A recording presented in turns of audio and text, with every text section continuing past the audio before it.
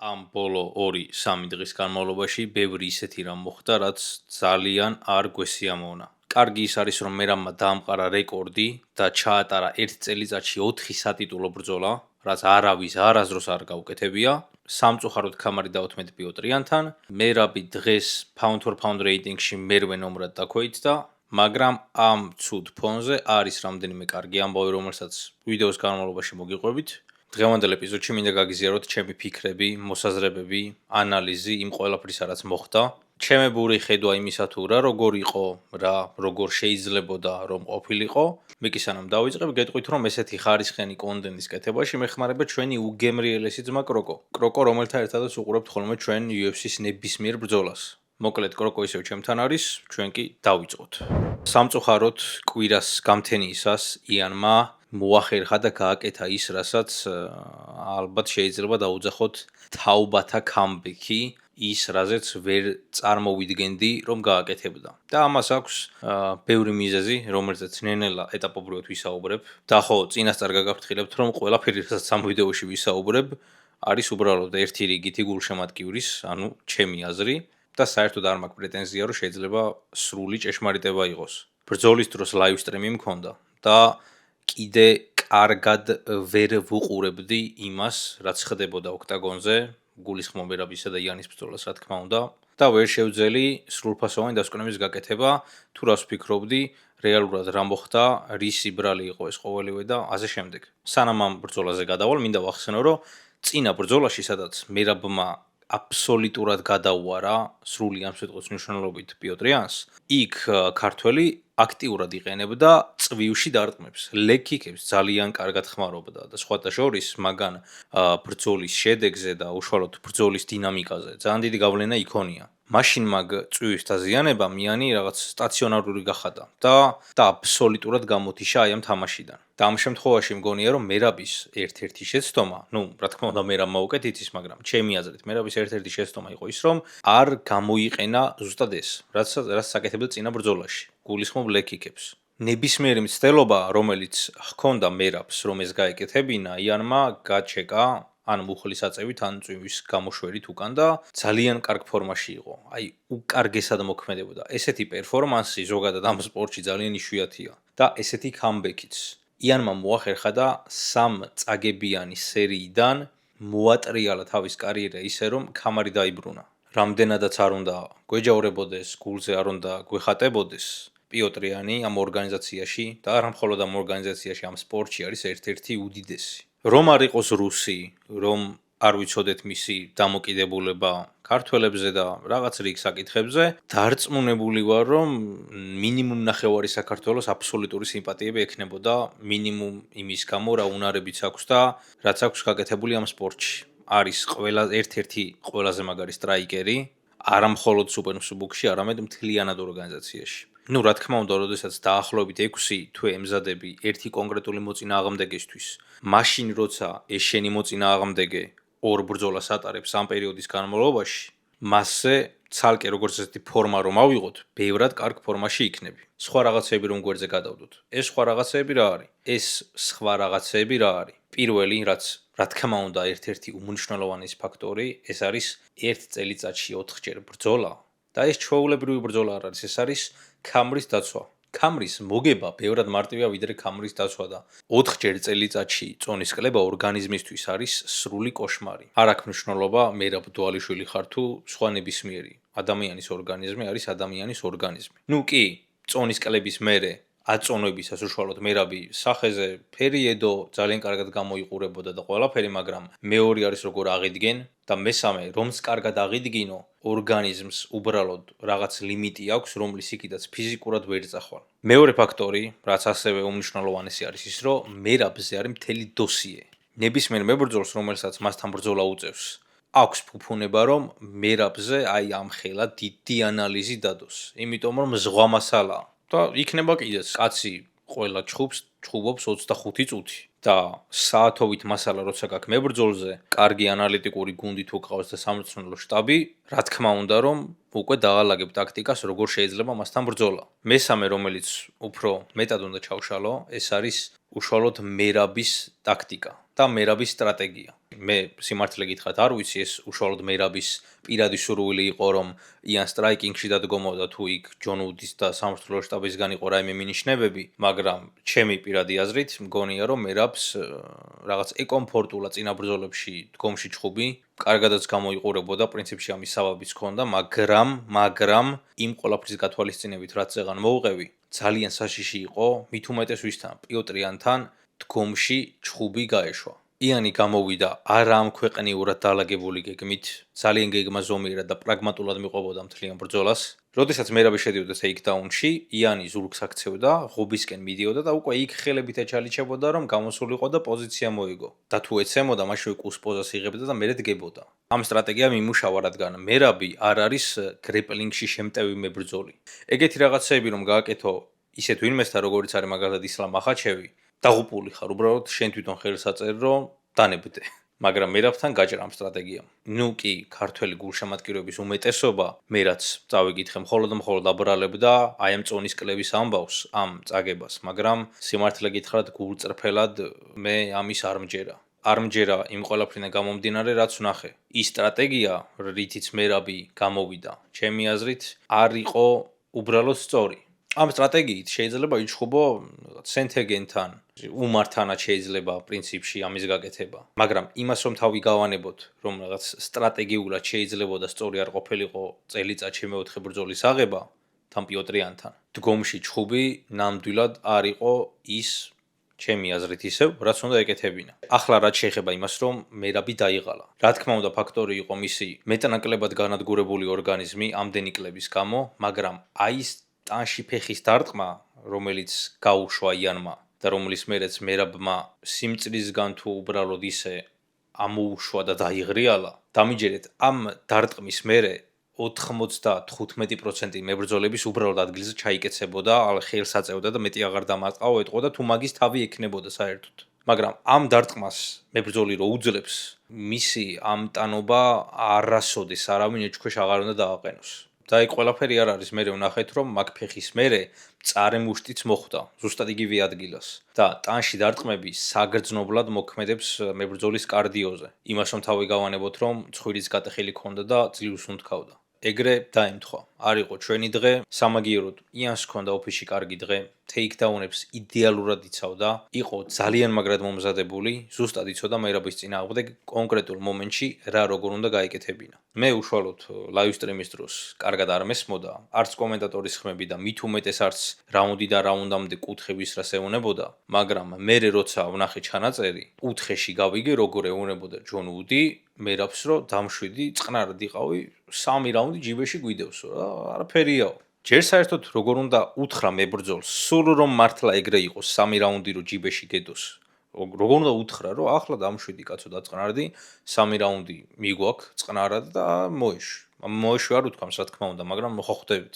ბევრი უაზრო კრიტიკა შემხვდა მერაბის მიმართ წამოსული, ძირითადად აკრიტიკებდნენ მას იმაზე რომ არ უნდა გაეკეთებინა ის რაც გააკეთა.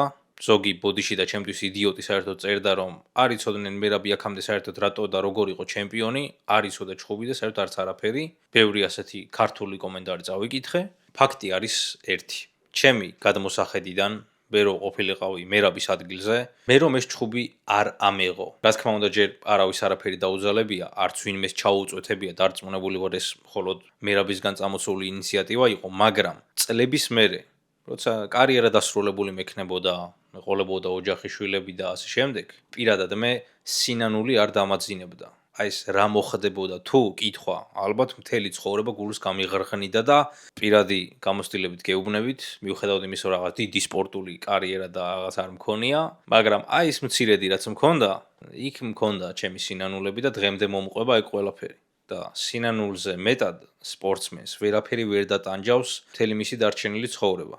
ასე რომ, რა თქმა უნდა, ეს მოგებათა სერია ამდენი ხანი ვერ გაგრძელდებოდა, სადღაც მორჩებოდა, საწყენია რომ პიოტრიანთან მოხდა, მაგრამ რა ვქნათ. ჩემი პირადი აზრით, მერაბზე როცა დრო მოვა და წიგნი დაიწერება, ჯერ სიმწირი და ცრემლებით დაკარგული ქამრის უკან დაბრუნება, ბევრად მეტ ფასს შეიძენს და ბევრად მეტი წონა ექნება. ვიდრე უბრალოდ გრძელი რაღაც მოგებათა სერიებით მიღებული ქამრები და გამარჯვებები. ასე რომ ეს კიუნეული კისრის წამტრევა, რომელიც სამწუხაროდ მაინც და მაინც რუსთან იყო. ჩემი აზრით, მომავალში ბევრად უკეთესად აისახება ქართველი შედეგზე. დამიამაში ყველანაირი სუბიექტურობის გარეშე ვამბობ 100% დარწმუნებული ვარ. კარგი, რა ვარიანტები რჩება? მერაბმა წააგო ომალის და ომარს ერთ ქარზე აქვთ ბრძოლა, ორივე ფავორიტია და სავარაუდოდ მეტად სავარაუდოა, რომ ორივე ამ ბრძოლას მოიგებს. მერე რა ხდება? ორგანიზაციას ვისი ბრძოლა უფრო აწყობს ქამარზე. საქმე ისაა, რომ ეგ ამ ეტაპზე ჩვენ საერთოდ აღარ გვაინტერესებს, იმიტომ რომ ამ ვიდეოს ჩაწერამდე 1 საათით ადრე გავიგე, რომ მერაბს UFC დაუკავშირდა და უთხრა, რომ იანთან მესამე ჯგუფს მიიღებს პირდაპირ. როგორც კი დაისვენებს, ამცნობს UFC-ს, რომ გამოჯამრთელდა და პიოტრიანის და მერაბ დვალიშვილის ტრილოგია შედგება. და ეგ იქნება ჩემი აზრით სუპერმსუბუქი წონის ყველაზე დიდი ბრძოლა. სტატუსი დიდი ბრძოლა, სანახაობრივოდაც დიდი ბრძოლა იქნება ჩემი აზრით. და წინა ბრძოლიდან დარწმუნებული ვარ, მერაბი და მისი გუნდი ბევრ სწორ დასკვნას გამოიტანს. მიხვდებიან რა როგორ უნდა გააკეთონ, რა უნდა შეცვალონ და ეგ მომდევნო ჯგუფში დიდი გავლენას იქონიებს. ეხლა რაც შეეხება მერაბის მწვრთნელს, ჯონ უდს, რომელზეც ბევრი კრიტიკა მოვისმინე და სიმართლე გითხრათ, სავსებით სამართლიანიც, ამ ბოლო დღენახევრის განმავლობაში უკვე 2 ინტერვიუ მოვისმინე მისი და ამ ბრძოლაზე ბევრი ისაუბრა. უდმა ბევრი ისაუბრა იმაზე, რომ ქონდა რაღაც კონკრეტული მიზნები, რომელიც კარგად ვერ შევასრულეთო. ამბობს, რომ ტანში დარტყმები იყო ჩვენი ძირითადი გეგმის ნაწილიო და კემპშიც ამაზე მუშაობდითო, მაგრამ ამის რაღაც კაპიტალიზაცია ვერ მოხერხდაო. და სხვათა შორის იმ შეცდომაზეც ისაუბრა, წეღა რომ ვახსენე, მერაბს რომ მეუბნებოდა 3 რაუნდი მოგებული გვაქვს. მაგაზე როცა კითხა, არიან ჰელოვანი სხვათა შორის მასთან იყო ეს ინტერვიუ, კი, ჩემი შეცდომა იყო და ვაღიარებ, რომ ზიანს არ ვითვალისწინებდიო. და საბოლოოდ, დეტალებში რო არ შევიდე, თქვა, რომ მის გეგმებში ბევრი ხაია და მხარვეზი გაიპარა და ამას გადახედავს და გამოასწორებს. მერაბთან ჯერ ნასაუბრები არ მაქვსო, მაგრამ დარწმუნებული ვარ ერთად სწორ დასკვნებს გამოვიტანთო. რა თქმა უნდა, ახსენა წონის კლების ამბავიც და თქვა, რომ მეოთხე ნამდვილად ზედმეტი იყო, მაგრამ მერაბი ზუსტად იმიტოა მერაბი, რომ ესეთ რაღაცებს აკეთებს. წონის კლება ისედაც ყველაზე მეტად ეზიზღება მანქანას, მით უმეტეს რომ თავის მეთოდებით იკლებს, ნუტრიციოლოგები ეჯავრება, არ იყენებს რაღაც ზედმეტ საუნებს და ეგეთ რაღაცებს, უბრალოდ შიმშილობით და დიეტით ცდილობს წონა დაიკლოს. ხოდა წარმოიდგინეთ წელიწადში, ანუ მთელი წელი დიეტაზე ხარ. უბრალოდ ბრძოლის წინ განსაკუთრებულად ამკაცრებ და უმატებ და იფიტები. და მერე ეგ დაკარგული წონა უცებ წამებში უკან უნდა აღიდგინო, რომ მერე მეორე დღეს ოქტაგონზე რაც შეიძლება მძიმე იყო. რა თქმა უნდა, როგორც კი ეგ ბრძოლა მორჩა, პირველი ფიქრი რაც მქონდა, იქნება თუ არა მესამე ბრძოლა. იმიტომ რომ ყველანაირი სამართლიანობით მორალური იქნება ეს თუ არამორალური თუ ბიზნესური თუ ორგანიზაციური, მერაბს აბსოლუტურად ყველაფერი აქვს იმისთვის გაკეთებული, რომ მესამე ბრძოლა დაემსახურებინა. და საბედნიეროდ, მიუხედავად იმისა, რომ UFC სპორტზე მეტად ბიზნესია, ისეთი ცუდებიც არ არიან და მერაბს პირდაპირ მისცეს მესამე ბრძოლა ქამარზე. აი იქ ომალთან რა მოხდება, როგორ მოხდება, რანაირად, ეგ ნამდვილად არ ვიცი. ყოველ შემთხვევაში ამ ეტაპზე. კიდევ აღსანიშნავი იყო ის, რომ როცა ბრძოლა მორჩა, ბრძოლის მერე პრესკონფერენციაზე, როცა იანს კითხეს, პირდაპირ მერაბთან გინდა ბრძოლა თუ ომართანო, იმან უთხრა, რომ მე როცა წავაგეო, 3 ბრძოლის მერეო მოვედიო ქამრამდეო და ეხაო რავი მერაბი და ომარი შეხვდნენ, ქონდეთ რემატჩიო. მოკლედ, წყნარად ვიყოთ, ტრილოგია უოჭველი იქნება და დარწმუნებული ვარ, როგორც პოატანმა წააგო ანკალაევთან იმის გამო, რომ ძალიან არასწორი გეგმით და არასწორი ტაქტიკით გამოვიდა და მერე ის ქამარი ისე უკან დაიბრუნა, მე მგონია, რომ დაახლოებით მსგავსი შემთხვევა იქნება. ასე რომ თავარია მანქანამ 2 თვეში არ თქვას, რომ მე მზად ვარ ვიჩხუბოთო. ცოტა მეტი დაისვენოს. რამდენი ხანის დაჭირდება, იმდენი დაისვენოს. მისმა მწვრთნელმა თქვა ეგ, რომ საერთოდ 2 თუ 3 თვე პენსიაზე თუ გავიდაო, ანუ საერთოდ თუ არც ივარჯიშებსო და დაისვენებსო, ძალიან მოუხდებაო და მეჭობა ეგ მოხდეს. და არ შემიძლია კიდე არ ავღნიშნო პანტოჟას ამბავი, რომელზეც გული ჩამწყდა და მერე საერთოდ გული ამერია. იმის გამო, რაც ჯოშუავენმა გააკეთა. გასაგებია ის, რომ 24 წლის არის, სხვა დიდ მებრძოლებთან შედარებით ჭკუა ნაკლებად მოეკითხება, პირველად მოიგო ქამარი, მაგრამ აი ეს ქმედება. იმის მერე რაც პანტოჟას მოვიდა მის თვალწინ, არ ვიცი. რაღაც სპორტული კოლეგიალურობა ხო არსებობს, როგორც ჩანს, ეგ მას არ აქვს. ყოველ შემთხვევაში ამ ეტაპზე. პანტოჟაზე სერიოზულად მნევრულობ, იმიტომ რომ ეს მარტივი ტრამვა არ არის. თავინა სხვადასხვის მეგონა რომ აი სადღაც ამ ნაწილში მოტყდა თუ გადატყდა თუ ის ამოვარდა, მაგრამ თურმე ყოფილა მხარი. ხრის ამოვარდნა ყოფილა. მე კიდევ ვერ ვიაზრებ ეგ როგორ მოხდა, მაგრამ რაც იყო საზღრობა იყო. როგორც დანა ვაიტმა თქვა, მალე ვერ მორჩება ესეთი ტრამვაო. ეგ იმას ნიშნავს, რომ პანტოჟას არავინ არ დაელოდება ამდენი ხანი, შესაბამისად ვენთან ვინმე უნდა მიუშვან. და პირველი კანდიდატი ამის არის ასაკურა. მაგრამ ვაი თუ ისე მოხდა რომ ასაკურა არ აჩხუბეს, მეორე ალბათ არის ჰორიგუჩი. მაგრამ მე ეჭვება ჰორიგუჩი, ვენი UFC-სთვის სუფთა ბიზნესის თვალსაზრისით რამე კაი ჩხუბი იყოს, ასე რომ ალბათ ასაკურას დააჯახებენ. მე საერთოდ მეშინია რომ ამდენი ხნის არააქტიურობამ და ოქტაგონზე არ ყოფნამ პანტოჟაზე რაღაც ძალიან დიდი და ცუდი გავლენა არ იქონიოს 34 თუ 35 წლის არის. და ნუ მოკლედ. მთლიანად ღონისძიება რომ შევაფასო, სუბიექტურობის და გულშემატკივრობის და ასე შემდეგების გარეშე, ესეთი ივენთები ძალიან იშვიათი არის. მართლა ძალიან სანახაობრივი და საინტერესო იყო, თუმცა main card-ზე ბევრი გულდასაწყვეტი რამ მოხდა, ყოველ შემთხვევაში ჩემთვის და ზოგადად ქართველებისთვის. არ გულისხმობ მხოლოდ მერაბის ბრძოლას. რაც იყო, მე დარწმუნებული ვარ, რომ მერაბი შემდეგ წელს დაბრუნდება იმაზე ბევრად ძლიერი ვიდრე იყო, როგორც უკვე ვთქვი, იმედია და აუცილებლად გონია რომ ასე იქნება გამოიტანეს სწორ დასკვნებს. ჯონ უდუმაც ასევე იმ ინტერვიუში წეგან გამომრჩა ვიტყვი ბარემ რომ თქვა რომ ხო მერაბზე რაღაცეები შევცვალეთო და ამან აშკარად არ იმუშავაო და მე ვეცდებიო რომ ძველი მერაბი დავაბრუნო ის რითიც იგი იგებდა ამ ჩხუბებსო. შინაარსი ასეთი იყო. ხო და ზუსტად ეგ გვინდა. მერაბი იმ ბრძოლებს ზუსტად იმით იგებდა რაც ჰქონდა. ვიღაცისთვის მოსაწყენია, ვიღაცისთვის ესეთია, ვიღაცისთვის ესეთია, ჯერ ეს ერთი საერთოდ არ ყოფილა მოსაწყენი ძველი მერაბის ჩხუბებიც, ჩემთვის ყოველ შემთხვევაში. მაგრამ ის ყველაფერი, რასაც აკეთებდა, იყო აბსოლუტურად სწორი ტაქტიკა და სწორი გეგმა. ხო და მოკლედ დავალოდოთ შემდეგ წელს, შემდეგ წლამდე ძალიან ბევრი მაგარი ღონისძიება გველოდება, უბრალოდ შემდეგი წლის დასაწყისში. მე ამით გემშვიდობებით, დაწერეთ თქვენი აზრი ზოგადად ამ ბრძოლასთან და მთლიანად ამ ქარდთან დაკავშირებით.